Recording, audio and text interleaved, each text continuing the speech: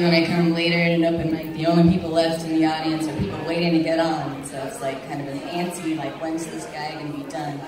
I've been homeless for the past 16 months, and I mostly stayed on couches. I did cat sitting, I did house sitting, and I stayed in some crazy situations. You know, like, I kind of learned going along, I kind of want to ask point blank, what's the weird thing about your house that you're just not telling me? Like, I was watching this couple's home while they went to Burning Man, and I was cat sitting, and literally on their way out the door to Burning Man, they're like, oh, and by the way, a raccoon comes in at night sometimes, but don't worry, he doesn't come upstairs. But if it gets too crazy, there's a crowbar in the bedroom, so you deal with that. Burning Man doesn't get any reception. I'm alone with this new situation, and that fucker came upstairs every single night. So I'd be laying in bed and kind of half asleep, and the cat I'm watching has its paw over my throat, so it's already kind of a tense situation. And then the raccoon starts clacking around the kitchen, and we both tense up. I hear it washing its hands, and I'm like, that's it, I'm barricading the cat door. I don't care if the cat pees in the house. I do not want to deal with a rabid animal.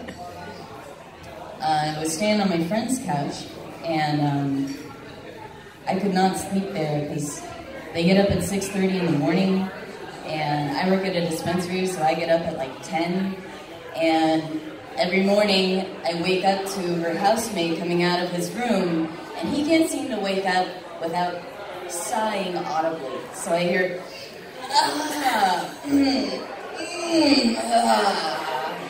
and then the cat wakes up. So I'm hearing, meow, and my friend can't seem to brush her teeth without gagging. So then it's, meow. It's the worst alarm clock ever. I did finally find a permanent place to live. I actually moved in this weekend, and it's going great. I still don't trust it yet because I've been moving like every week, every 2 weeks, but everything's awesome, except that the internet is a piece of shit. So I'll be sitting in my room trying to watch something on Netflix, and every 10-30 seconds the video will stop and start loading again. And I've been watching a lot of shows about pretty white people with problems, like Party of Five, Friends, Charmed, which is pretty white witches with supernatural problems. Yeah, I'll be watching, and then I can't, it's a drama, like I need the real-time reaction shots, but this is what I get. Did you hear Marissa got drunk at your stepmom's party? You ruined my part! My mom's a drunk, and now I'm dating you, and you drink all the time, and it's just like I'm taking care of her all over again. You? And it's like, oh my god, I need to hear the and people say no and all this stuff to make it real, and it's like I can't get into the show because it's pausing every 2 seconds. So, like I mentioned, I work in a dispensary, and it's in the Marina district of San Francisco, so it's a lot of like rich, mostly white folks coming through, and lots of bros and chicks. And Outside Lands happened a month ago, and got the same request over and over again. And if you don't know, there's 2 different types of marijuana, called sativa and indica. Sativa's the upper, indica's the downer. So they'd come in and be like, we want sativa. And like, here's some sativa options. We don't want to go to sleep. Then don't smoke weed. But, you know, I help people, and then I ring them up, and I have my back to them, and there's a mirror above me. And one day, I was helping this couple, and I had my back to them and ringing them up, and I overheard the girl say, I can't see myself in the mirror. And without thinking, I turn around, and I'm like, maybe you're a ghost. And her partner looks genuinely horrified. He's like, oh my god, I hope not. I'm like, yeah, you probably prefer your partner to be in corporeal form. I make Lyft drivers nervous because I have a baby face, so I get a lot of weird comments. Like this guy's like, I didn't pick you up because I thought you were a kid from the neighborhood.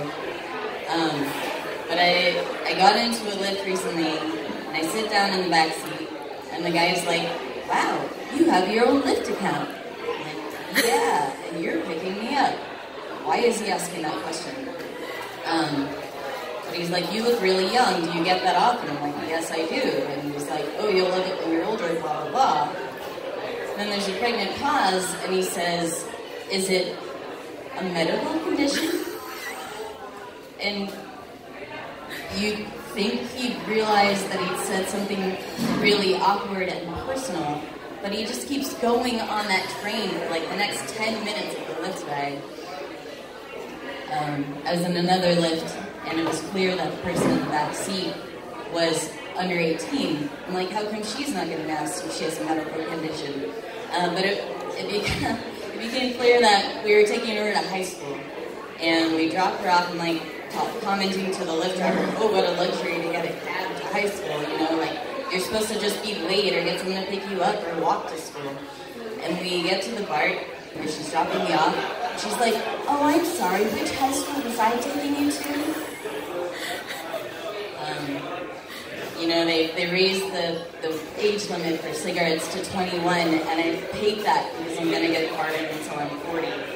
But I get called buddy and sweetheart, and I was at the bus stop, and I'm like, oh, did school get out early today? I'm like, I'm working. Oh my God, you're working already?